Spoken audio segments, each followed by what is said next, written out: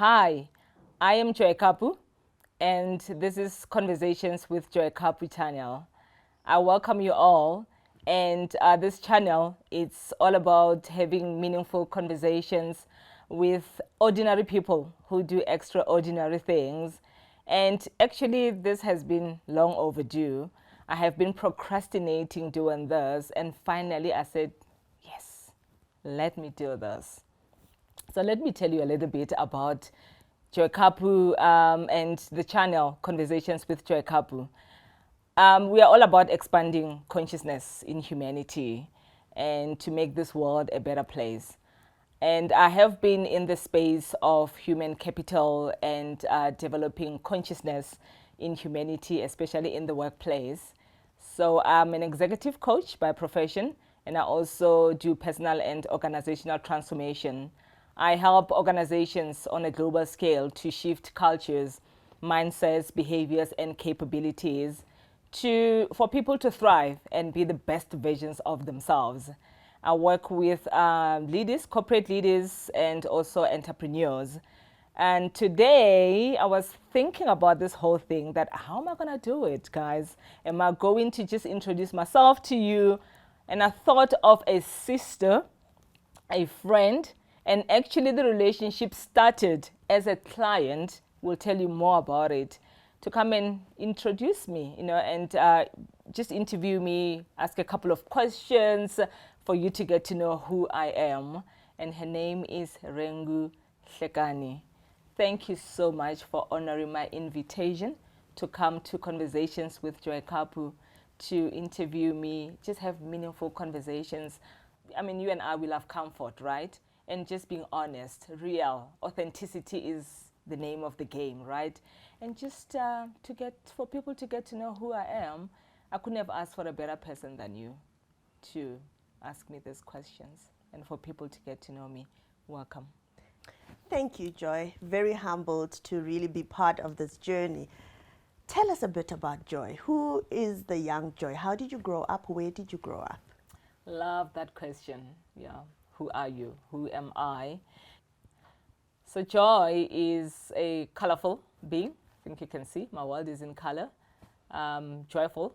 I'm joy personified, love personified. I'm a lover of life and highly spiritual.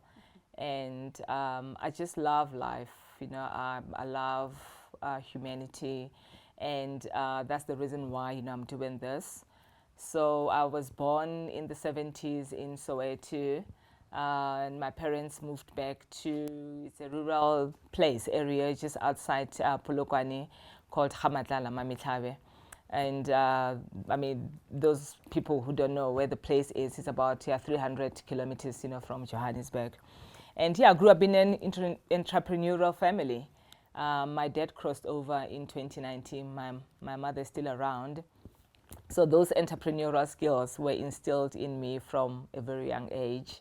And I grew up in a very loving family and taught, those core values of respect, of, integrity. And our parents, taught us to be assertive, to be self-sufficient. And that's who I am. And currently I am based, in Johannesburg, Brilliant. Thank you for sharing that, Joy. I'm just wondering, that young girl, Hamatlala, somewhere watching this, and I know a lot of young and women of all ages will be watching this, would like to know what values, qualities, what did you know that you were going to do this work? How did you grow up? What led you to this path? Take us through your schooling before we get to the career and what you do today. Yeah. To tell the honest truth, from a young age, I knew that I was destined for greatness. That intuition, the sixth sense. Like I told you that I grew up in an entrepreneurial family. I don't know if you remember, we used to have those exercise books.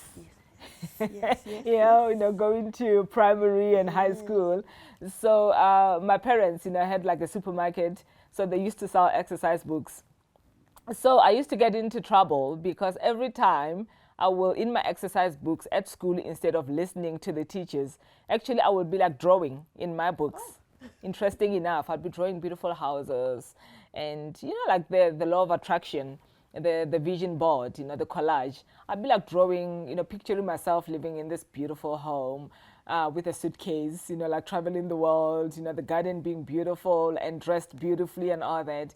And, fast forward later when I got introduced to the law of attraction, how it works, and I realized that, oh my gosh, when I was a little girl and getting into trouble, with my exercise books, and every time, I will draw and then it gets full, and then I will go and then ask my parents for another exercise book, and it's like, hi, boo, what's happening with your books? Are you doing a lot of writing or whatever? But I was just drawing. But then what I'm trying to say is that I was manifesting the life that I'm living right now from a very young age.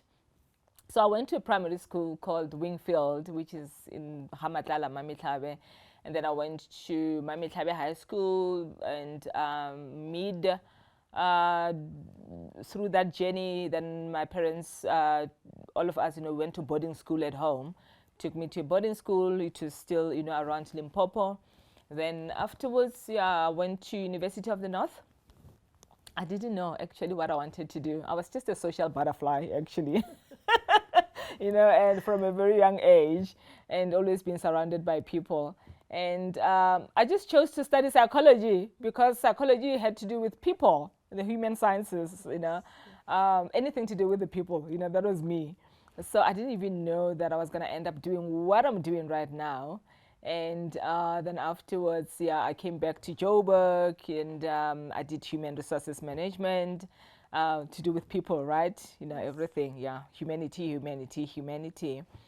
Then, I think I'll tell you more about my post-studies, when I joined corporate, when I got an opportunity, to further my studies abroad, Brilliant. Thank you so much for sharing that, Joy. I think a couple of words come up as you tell us of your story.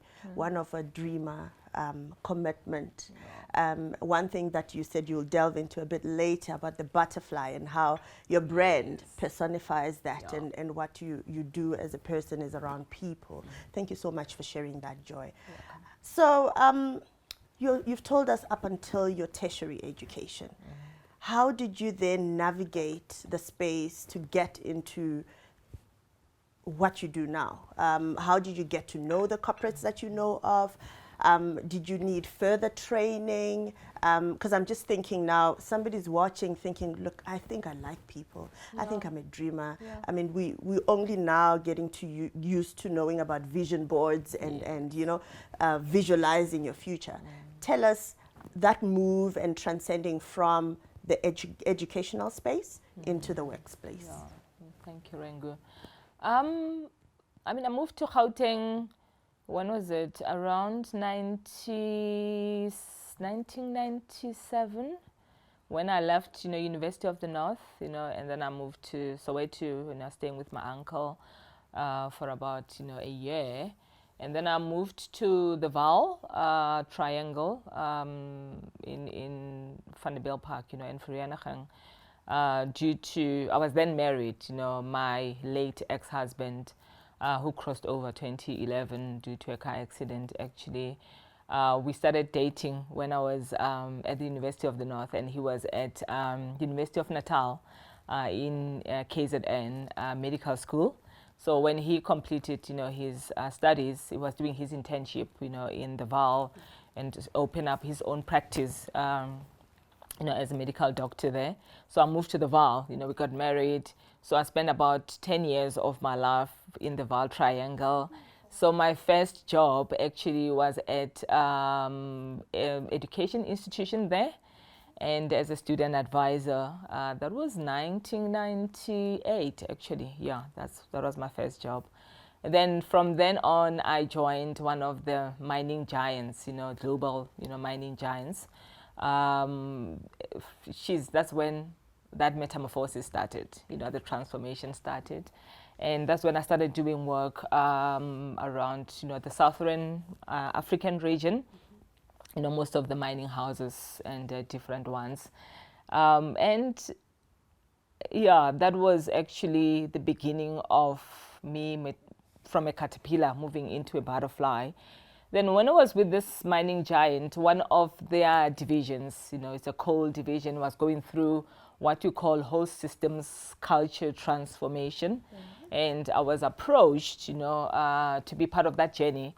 The coal division actually hired the services of one of the top 3 management consulting firms in the world. Don't want to mention the name of that consulting firm. So then we didn't have like facilitators of organizational transformation. There were a couple of them, trained, but the mining giant said that we don't have the budget to always fly people from Australia, from Europe and the US to do this work.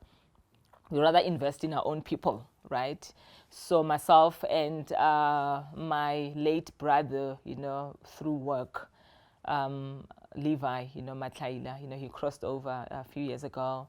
Were awarded, scholarships to go and study in the south of France to become facilitators, of organizational transformation. So that was 2005 to 6. Yeah, we were in the south of France. And that literally transformed my life. We had a faculty of the people from Australia, from the States, from all over Europe. About 24 of us, students from obviously all over the world. And it was an amazing experience that I went through, because I joined the mining industry from a young age. I started working in my early 20s, right? Wow. And when I joined mining, I was around 23. So the culture, the shift, really was a culture shock. Can you imagine then in the late 90s, young black woman joining the mining industry as a trainer, and standing in front of the people. You go to all these mining towns, and most of them were like populated by Afrikaans people. You walk into a training room, and then you get about 26, and all of them, maybe Afrikaans, minors. So you can imagine the culture shock that I experienced, then, given the history, of apartheid, in South Africa. So I had to work 10 times harder, and given my, other white counterparts. And I'm glad, I'm grateful for the journey, because, it has shaped me to be the person that I am today. So going back to my childhood, like I've said, I grew up in a family that, our parents taught us to be assertive, to be self-sufficient. So when I joined, the mining, I saw my behaviors starting to shift from being assertive to being aggressive, actually, because I wanted to fit into the culture, right? Be one of the boys, and then the interesting thing is I was not even conscious of that, right? So then when I was awarded a scholarship, to be in the south of France, that helped me to remove all those layers, right? The persona, which is governed by the ego, and the mask, the facade, the shields, but to get in touch with my authentic self. So yeah, upon completing my studies in the south of France, came back. Then I was with the gentleman, that I told you about, Levi. We were heading this project, all the collieries, of this coal division. And then decided to move into consulting around 2008. So yeah, then worked with a lot, the management consulting firm that I told you about, one of the top 3s. And yeah, when I was in the south of France, I fell in love with coaching. I realized that, the people that I was studying with from other parts of the world, they had their own coaches. They were coaches. And I got so excited about that, right? And I promised myself that I am going to study to become a coach.